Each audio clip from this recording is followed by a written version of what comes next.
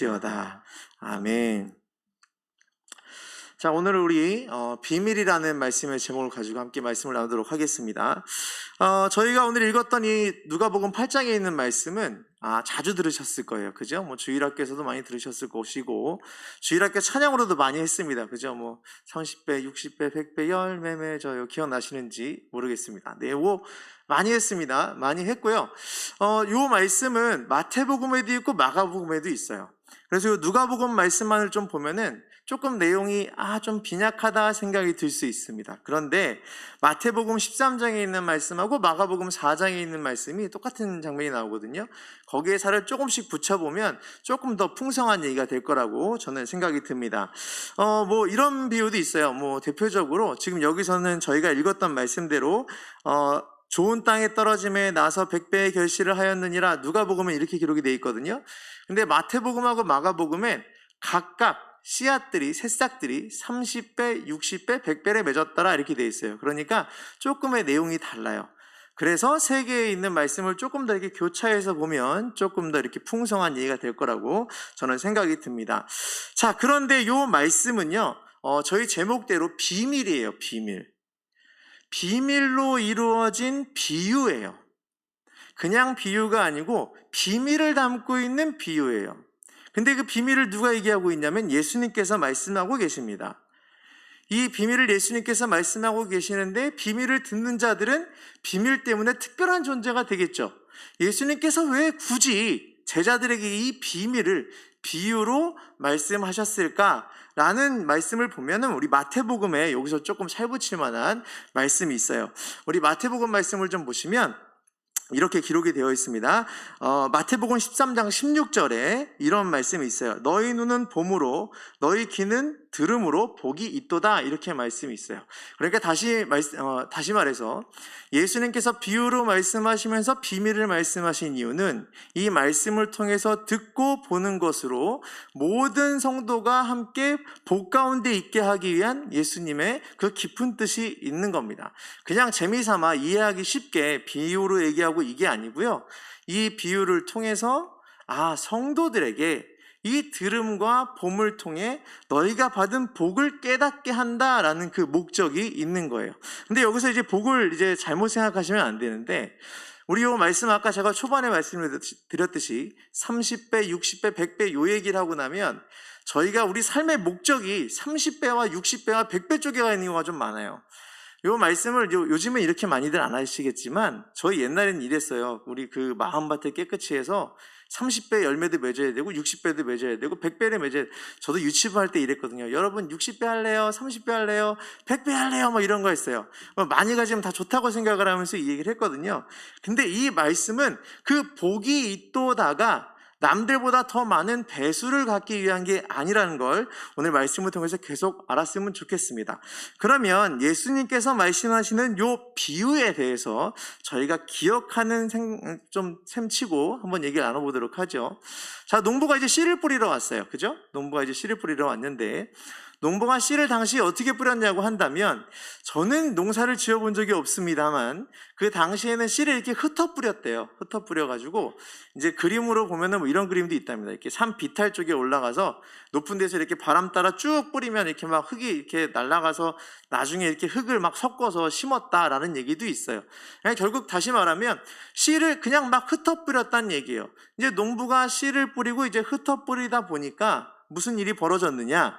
씨가 이제 길로도 가고 가시가 있는 곳으로도 가고 바위가 있는 곳으로도 갑니다. 자, 씨를 흩어 뿌리다 보니까 이제 그런 일이 벌어지는 거예요. 자, 그런데 여기서 또 좀 차이가 있어요. 씨가 떨어진 곳이 길가인 것도 마태복음, 마가복음, 누가복음 똑같아요. 그리고 가시나무 있는 곳에 떨어진 것도 마가복음, 마태복음, 누가복음이 똑같아요. 근데 여기서 지금 바위 위에라고 저희는 누가복음에 이렇게 읽었는데 마가복음하고 마태복음에는 어떻게 기록되어 있냐면 흙이 얕다라고 되어 있어요. 얕은 흙 밑에 돌이 있는 거예요. 얕은 흙 밑에 돌이 있는 거예요. 자, 그럼 이제 씨를 농부가 뿌리게 됐는데 그 흩어 뿌리면서 벌어진 일이 이렇습니다. 씨를 뿌리고 나니까 씨가 길가로도 날아갔어요. 그랬더니 새가 와서 막 쪼아먹어요. 자, 그리고 또 씨를 뿌리다 보니까 가시나무 쪽으로도 날아가요. 뭐 의도한 바는 아니지만 뿌리다 보니 글로 가기도 하고, 또 뿌렸어요. 밭이라 해서 뿌렸는데 알고 봤더니 설마 바위에다 뿌렸겠습니까? 그죠? 뿌리다 보니 어디 있냐 보니까 자기는 흙인 줄 알았는데 밑에 돌이 있었나 봐요. 흙 밑에 숨어진 돌이 있었나 봐요. 거기에 씨가 뿌려져서 뿌리를 내리지 못하는 그런 일이 벌어졌어요. 그리고 이제 많은 씨들은 좋은 밭에 뿌려졌겠죠. 그리고 나서 그 각각의 씨앗들이 새싹을 틔우고, 그리고 새싹을 틔운 후에 열매를 어떤 것은 30배 맺었고 어떤 것은 60배 맺었고 어떤 건 100배를 맺었습니다. 자, 여기까지는 다 아시는 내용이죠. 자, 그리고 요 해석을 이제 해볼 텐데, 요 해석도 제가 자의적으로 할 수 있는 해석이 아니에요. 왜냐하면 정말 감사하게도 성경은 성경으로 해석을 해야 되는데 예수님께서 이걸 해석을 잘 해주셨어요. 지금 저희가 읽진 않았지만 오늘 8절까지밖에 안 읽었죠. 9절부터의 말씀을 보시면 이 9절부터의 말씀은 이 내용이 무엇인지 예수님께서 설명해 주고 계세요. 이게 무슨 뜻이냐면 씨는 이것이고 농부는 이것이고 그 다음에 길가는 이것이고 그리고 가시나무는 이런 거고 좋은 밭은 이런 거다라고 이렇게 설명해 주시거든요. 자, 그러면 이제 예수님께서 하시는 그 설명과 더불어서 우리 삶에 조금씩 한번 적용을 한번 해보도록 하겠습니다. 자, 농부가 씨를 뿌리러 왔어요. 여기까지 보셨죠? 근데 씨를 뿌리려는 곳이 어디죠? 밭이겠죠.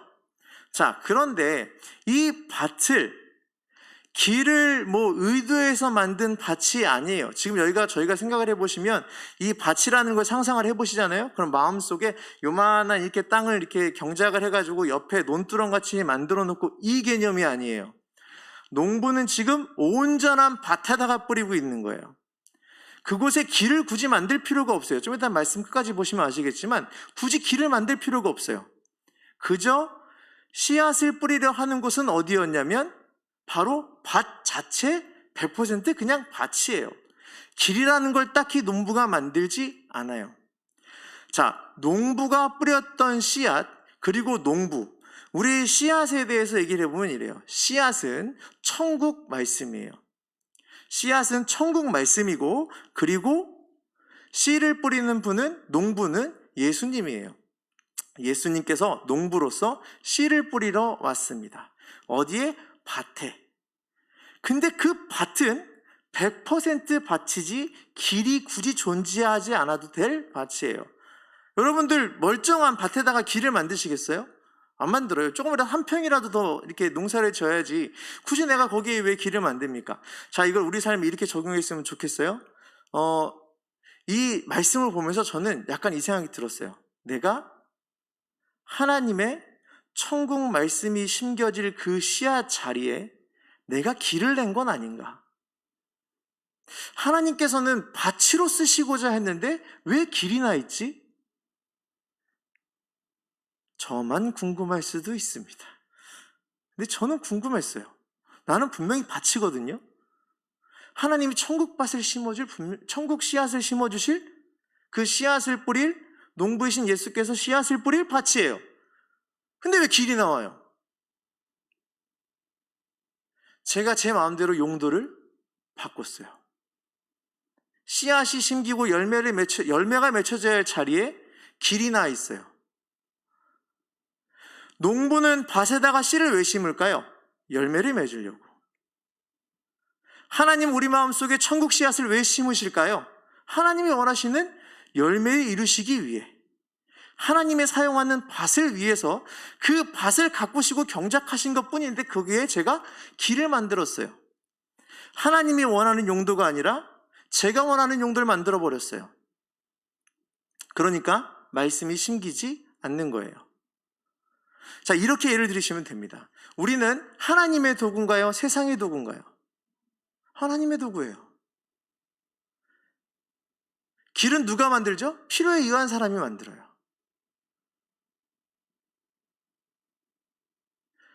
우리는 하나님이 원하시는 충분히 하나님의 도구로서 열매를 맺을 수 있음에도 불구하고 우린 이런 실수를 하죠. 내 필요에 의해서 길을 내버리고 그 길을 써버려요.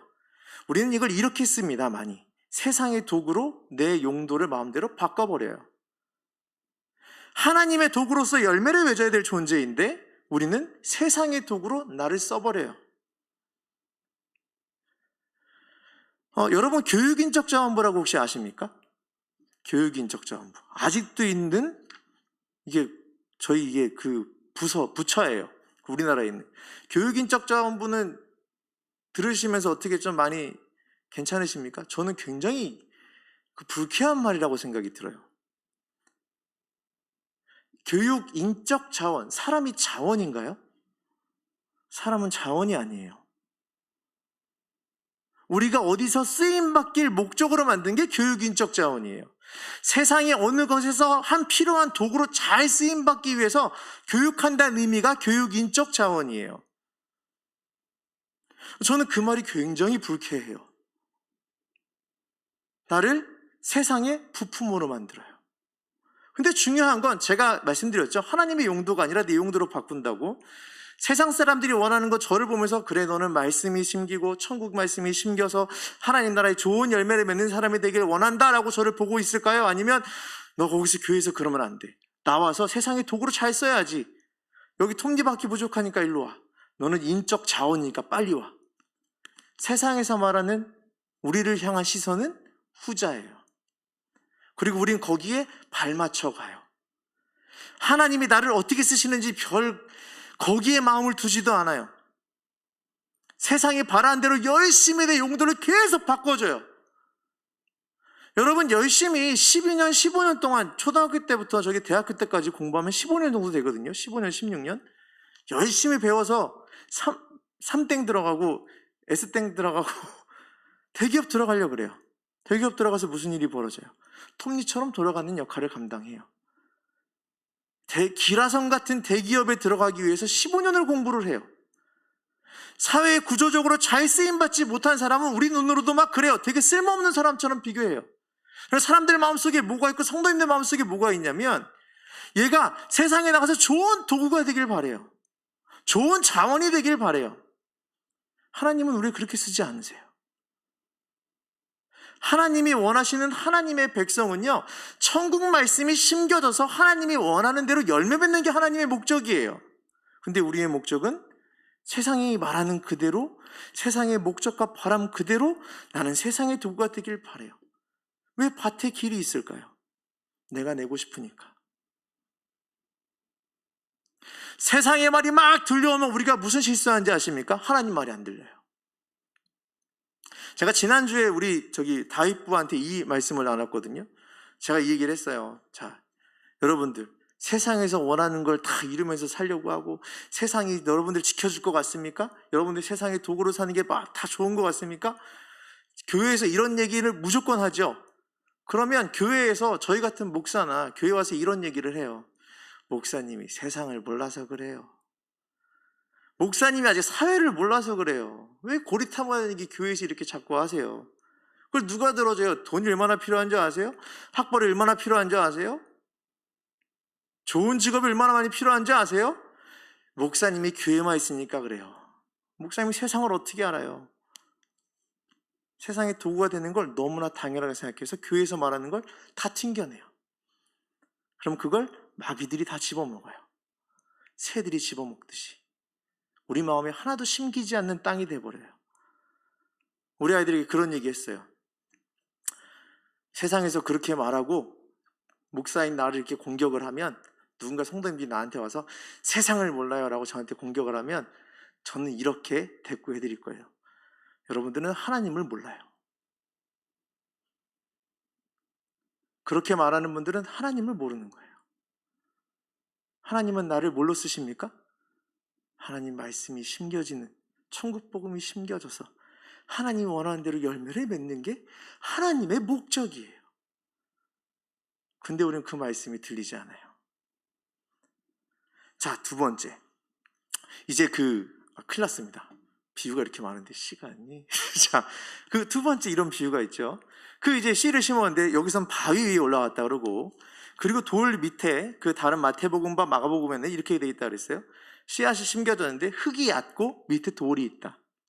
자, 흙이 얕고 밑에 돌이 있으면 오늘 말씀에 예수님께서 어떻게 말씀하셨냐면, 그거 비유에 대해서 설명을 어떻게 하셨냐면, 해가 났을 때 뿌리가 깊지 않아서 수분을 받아들이지 못해 해를 보고 말라버린다. 그래서 죽게 된다. 이 말씀을 하셨어요. 흙이 얕아서 돌이 있으면 뿌리가 깊게 내리지 못하고 해가 있을 때 말라서 죽는구나. 이렇게 지금 예수님께서 설명을 하셨어요. 자, 근데 이것도 이상해요. 식물이 자라려면 해가 필요합니까? 안 필요합니까? 필요하죠. 근데 해가 왜 식물을 죽일까요? 왜 해가 두려운 존재가 됐죠? 근데 해는요, 뿌리가 약한 자들, 그 뿌리가 깊이 새겨지 못한 자들을 쉽게 배반하게 만드는 사람들로 비유하셨어요. 해는요, 식물을 죽이는 존재가 아니에요. 식물을 반드시 살려야 될 아주 중요한 요소예요. 다른 새싹들은 잘 자라요. 뭘 보고? 해를 보고. 근데 이 해는 씨앗이 죽네요. 이유가 뭐라고요? 밑에 돌이 있어서 뿌리가 깊게 못 자라니 수분을 못 받는다. 해는요, 신앙이 약한 자를 쓰러뜨릴 수도 있습니다. 오늘 말씀에 뭐라고 되어 있냐면 시련이라고 되어 있어요. 오늘 베드로전서에 있는 말씀을 잠깐 보실까요? 베드로전서에 있는 말씀이 이렇게 되어 있습니다. 우리 다 같이 한번 읽겠습니다. 사랑하는 자들아, 너희를 연단하려고 오는 불시험을 이상한 일 당하는 것 같이 이상히 여기지 말고 오히려 너희가 그리스도의 고난에 참여하는 것으로 즐거워하라. 이는 그의 영광을 나타내실 때 너희로 즐거워하고 기뻐하게 하려 함이라. 자, 고난은 견디지 못해서 뿌리가 약한 사람들이 죽게 된다라고 하는 비유로 여기 나와 있어요. 근데 오늘 베드로전서에 뭐라고 되어 있죠? 고난은 성도의 기쁨이라고 되어 있어요. 그 고난이라고 시련이라고 표현되는 그 해가 다른 사람들에게, 다른 씨앗들에게는 어떻습니까? 좋은 밭에 있는 씨앗들은 잘 자라는 중요한 요소가 됐어요. 두 번째 그 예화를 이렇게 받으시면 좋을 것 같아요. 시련은 성도에게 기쁨이고 내가 신앙이 자라는 아주 중요한 요소입니다. 여러분들 밑에 숨겨져 있는 바위가 무엇인지 알면 좋을 것 같아요. 여러분이 그 바위는 잘 찾을 수가 없어요. 제가 아까 누가복음에 있는 말씀대로 바위에 있는 말씀을 얘기한다면 씨를 뿌릴 때 피해야 할지 정확하게 알아요. 바위에 있는 건 죽겠구나. 근데 누가 죽었어요? 흙이 얕아서 잘 심겼다라고 속은 것 같은, 잘 심겼다라고 보이는 그 새싹이 해를 맞고 죽었어요. 여러분 중에 혹시 신앙생활 하시면서 작은 시련에도 막 쓰러지고 넘어지십니까? 저는 그래요. 저는 아주 잘 넘어져요. 근데 믿음이 약한 게 아니고요. 약간 좀 갈대 같은 느낌? 이렇게 흔들렸다 말이 뿌리는 아주 깊게 있지만, 여러분들 혹시 막 픽픽 쓰러지고 막 하나님 배신하고 배반하고 이러십니까? 아니니까 여기 앉아 계시겠죠. 우리의 믿음이 약해지고 시련 중에 하나님이 보이지 않을 때 내가 왜 뿌리를 깊게 못 내리고 있나 라고 하는 걸 우리가 언제나 고민했으면 좋겠습니다. 두 번째 비유가 그거예요. 세 번째 비유는 잠깐만 짧게 보도록 하죠. 가시나무는 뭘까요? 가시나무는 여기서 뭐라고 말씀하셨냐면 가시나무는 염려와 재물과 향락이라고 돼 있어요. 가시나무는 염려와 재물과 향락인데 이 재물과 염려와 향락이 그 싹이 자랄 때 어떻게 하냐면 14절 말씀이 이렇게 되어 있습니다. 여기 안 써 있어요. 제가 자막 넣는 게 잘 익숙하지가 않아서 죄송합니다. 제가 14절을 또박또박 읽어드리겠습니다. 가시떨기에 떨어졌다는 것은 말씀을 들은 자이나 지내는 중 이생의 염려와 재물과 향락에 기운이 막혀 온전히 결실하지 못하는 자요. 자, 가시나무에 떨어진 씨앗, 결국 가시나무 때문에 자라지 못하는 하나님의 말씀, 그 가시나무가 무엇이기에 하나님 나라의 말씀, 그 하나님 천국 복음을 자라지 못하게 하고 있을까? 가시나무는 곧 염려와 재물과 향락이니 여기서 보면 기운이 막혀 이렇게 돼 있거든요. 자, 기운이 막힌 정도가 어떤 정도냐면 질식해서 죽는다는 얘기예요. 그냥 아이고 힘들어 이 정도가 아니고 숨도 못 쉬게 누른다는 얘기예요. 우리가 가지고 있는 염려와 재물과 그 많은 욕심들이 그 천국 복음이 자라지 못하게 어떻게 하고 있다고요? 누르고 있다고요. 질식할 정도로 누르고 있다고요. 어디서요? 내 마음밭에서.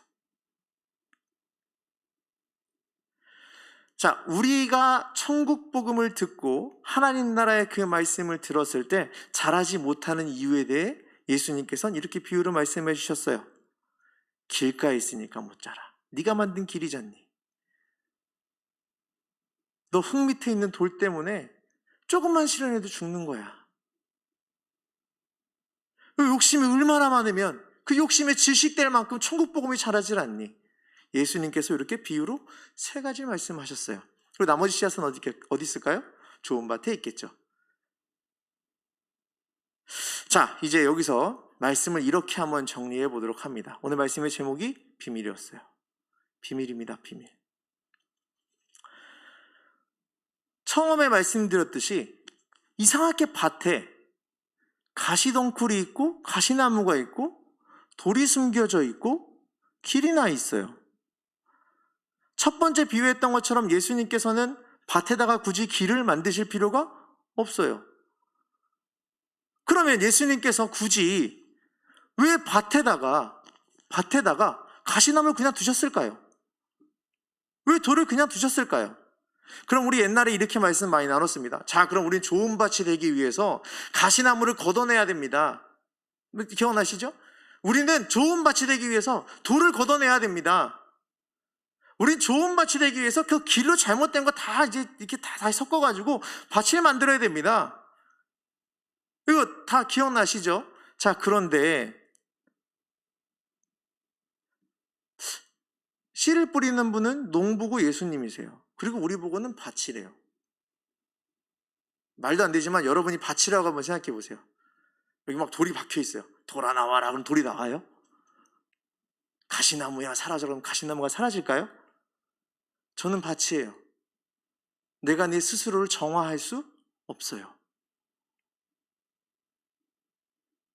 나에게, 저에게 여러분들을 다 하나하나 좋은 밭으로 만드신 예수님이신데 여러분들 마음밭에 숨겨 있는 걸 말씀하시는 거예요. 뭐라고요? 길과 가시밭과 돌.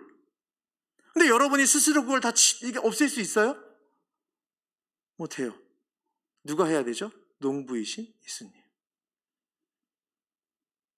제 임의로 돌을 제거하거나 가시를 이렇게 없앨 수 있는 존재가 아니에요. 오직 농부만이 나를 가장 좋은 밭으로 만드시는 분이에요.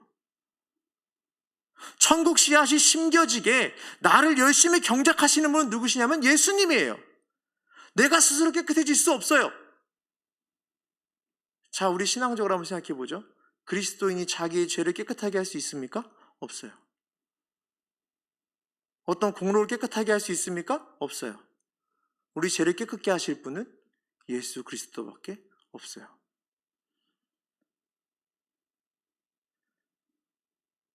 이게 비밀이에요. 아, 나는 내 신앙생활을 깨끗하게 하고 잘못된 것들을 다 버리고 예수님이 원하는 좋은 밭을 만들어야지, 하나님이 원하시는 좋은 밭을 만들어야지 라고 내가 생각할지 모르겠지만 그렇게 안 된다고요. 예수님만이 하실 수 있다고요. 비밀인즉슨 너희가 받은 복이 이거다. 뭐냐면 나는 너를 계속 좋은 밭으로 만들 거야. 내게 숨겨진 돌을 내가 꺼낼 거고 내게 숨겨진 돌을 다 걷어낼 거고 천국 말씀이 자라지 못하게 할 가시나무를 내가 제거할 거야. 잘못 사용되고 용도로 쓰이는 그 길, 나는 밭이 필요하지 이 길 필요 없어. 내가 밭으로 천국 말씀이 심기게 할 거야. 제가 못해요. 농부이신 예수님만 할 수 있어요. 그 비밀의 끝은 무엇입니까?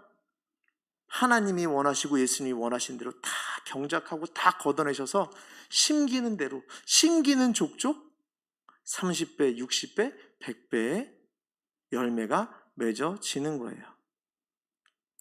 여러분들 열매 맺고 싶으십니까? 열매 많이 맺고 싶으십니까? 아니요. 열매 많이 맺을 거에 욕심 갖지 마세요. 예수님께서 말씀하신 비밀을 믿고 하나님이 나를 어떻게 쓰실지 기대하면서 믿음으로써 성도로서 하나님의 뜻을 따라 하나님 말씀하시는 그 약속에 따라 끊임없이 내 믿음 생활, 신앙생활 잘 해나가는 것이 곧 열매를 맺는 거예요. 우리에게 받은 축복이 그거예요. 여러분 되게 심심하시죠? 뭐냐면 여러분 이렇게 하시면 30배, 이렇게 하시면 60배, 이렇게 하면 100배. 이게 MSG예요.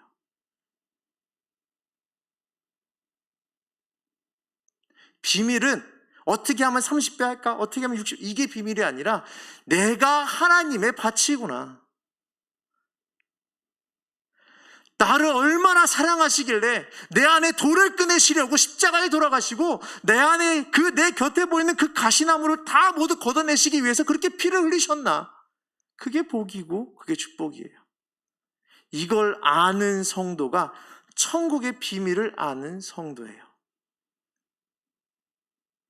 저는요, 여기 있는 모든 분들이 내가 하나님 말씀, 천국 소망을 다 심겨서 하나님이 원하시는 만큼 열매를 맺을 수 있는 좋은 밭이 되겠구나. 나는 좋은 밭이 너무 되고 싶어.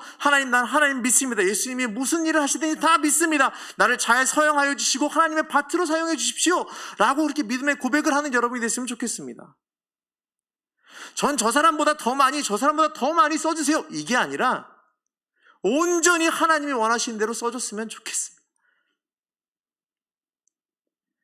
내가 뭐라고? 왜 예수님이 내 안에 돌을 걷어내시고 내 안에 가시를 다 걷어내고 계십니까? 하나님, 내가 감히 그런 복을 받아도 될 사람인가요? 이런 감격이 우리에게 있었으면 좋겠어요. 이게 비밀이에요. 믿지 않는 사람들은 모르는, 믿는 사람들이 아는 비밀이에요. 우린 좋은 밭이라 하나님이 반드시 열매를 맺는구나. 나는 믿음으로 하나님이 하실 일을 기대해야 되는구나. 교회를 보면서 참 마음 아픈 일이 있습니다. 성도님들 보면서 참 마음 아픈 일이 있어요. 천국에 대한 소망이 많이 사라졌어요. 여러분들 모두 천국을 약속받으신 좋은 밭입니다. 여러분, 내 안에 죄가 너무나 끊임없이 사라지지 않아서 돌도 생기고 가시나무도 자꾸 생기지만 예수님께서 모두 다 제거하고 계시고요. 우리를 좋은 밭으로 만들고 계세요. 그런 축복을 받으신 분입니다. 여러분, 하나님 나라의 백성들입니다. 라고 말하는데 표정들은. 근데 여러분들 지금 만약 토요일이라고 생각하시고 어저께 로또를 샀어요. 로또 번호가 다 맞았어요. 여기서 막 소리 지르실걸요? 천국보다 더 좋은 건 성도에게 없어요. 천국의 소망보다 더 좋은 건 성도에게 없어요. 천국의 소망을 두니, 천국을 약속해 주신 하나님을 믿으니 우리의 성도의 삶이 진정한 기쁨이 됐으면 좋겠습니다. 이 말씀 드리면서 이제 마칠 텐데 여러분들 얼굴에 웃음이 있었으면 좋겠습니다. 여러분들 비밀을 말씀드릴 테니 잘 들으십시오. 여러분들 천국이 여러분의 것입니다.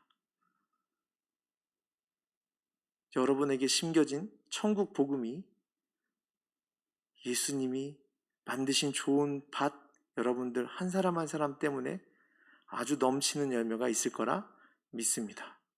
여러분, 오늘도 천국을 소망하는, 천국 소망의 기쁨을 누리는 여러분이 되시길 간절히 바라고 소망하겠습니다. 우리 말씀을 기억하면서